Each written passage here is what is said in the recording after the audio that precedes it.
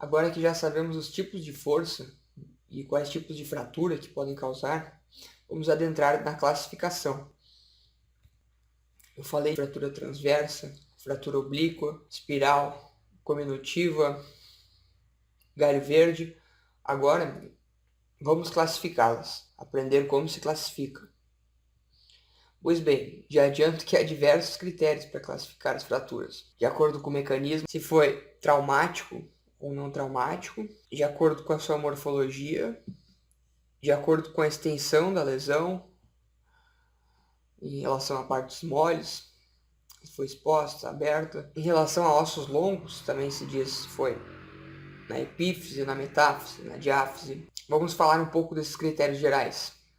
Em relação ao mecanismo de desenvolvimento, se ela foi traumática, ainda subdividimos em um trauma direto, isto é, uma pancada no local da fratura, ou um trauma indireto, um trauma no qual a energia ocorreu em outro local do corpo e se dissipou até o osso fraturado.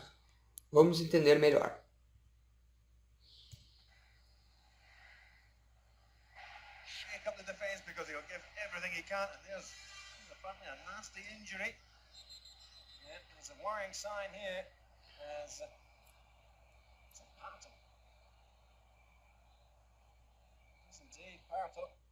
Nesse jogo, o atacante Alexandre Pato, enquanto atuava pelo Milan, sofreu uma queda com o braço estendido, com a mão estendida, e acabou fraturando sua clavícula por meio de uma fratura indireta, isso é, a energia se dissipou desde os ossos do carpo, onde ele teve a carga inicial, passando pelos ossos do antebraço, rádio e ulna, depois pelo húmero, passando então pela clavícula, onde ocorreu a fratura, isso é, no ponto mais frágil, visto que a clavícula é um osso pequeno, o qual transmitiria toda a energia do trauma aplicado no seu membro superior até o tronco. Além disso, as fraturas podem ser não traumáticas. Um exemplo clássico são fraturas patológicas, isso é, o osso quebra espontaneamente ou com uma força que não é condizente para causar uma fratura. Agora, falamos a respeito da morfologia, que se divide de acordo com o formato da fratura, isso é, formato normal, uma fratura transversa, uma oblíqua, como essas aqui são os casos das forças de cisalhamento. Uma fratura espiral, como seria o caso de uma força de torção, por exemplo. Uma fratura cominuta, fratura segmentada, uma fratura por avulsão impactada, como seria o caso de uma fratura por força de compressão. Uma força fisiológica, porém aplicada de maneira suprafisiológica.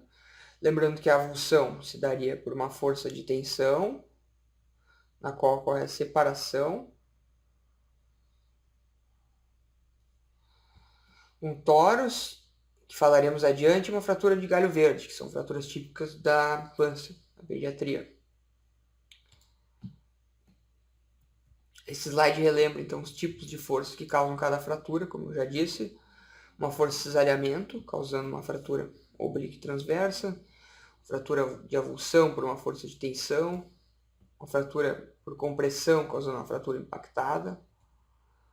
Enfim, agora falaremos de um deslocamento em relação a fraturas desviadas. Elas podem ter uma angulação, que pode ser cavalgadas, rodadas, podem sofrer um desvio lateral, uma diástase, que seria um afastamento, entre outros. E por fim, elas podem ser classificadas em relação à extensão das partes moles, isso é, fechada ou aberta, a qual se divide em 1, 2 e 3, que se divide em A, B e C. Há uma classificação chamada Gustilo e Anderson, que resume isso tudo. Não será assunto desse vídeo. Vale lembrar que nem toda fratura exposta, isso é, aberta, necessita aparecer o osso. A definição seria uma fratura em contato do meio externo com um hematoma fraturário. E se tem um sangramento e houve uma fratura, uma dica, o pulo do gato para diferenciar se é ou não proveniente do osso, do hematoma fraturário, é observar se há gotículas de gordura no osso, no sangue do hematoma, tal como uma sopa, o aspecto de uma sopa. Nesse caso, é sinal de que se trataria de uma fratura exposta. Além disso, também classificamos em relação ao traço, se ela possui um traço simples, de fratura, se ela é em cunha, isso é, possui 3 ou mais fragmentos, porém mantém o contato entre os 2 fragmentos principais, ou se é uma fratura complexa, isso é, se ela não mantém o contato entre os fragmentos principais.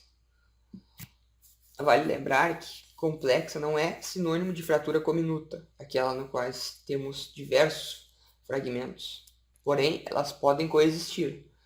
Definição de complexa equivale a sem contato, a não ter um contato entre os 2 fragmentos principais, como que é o que ocorre nesse caso, e aqui não ocorre, não há o contato.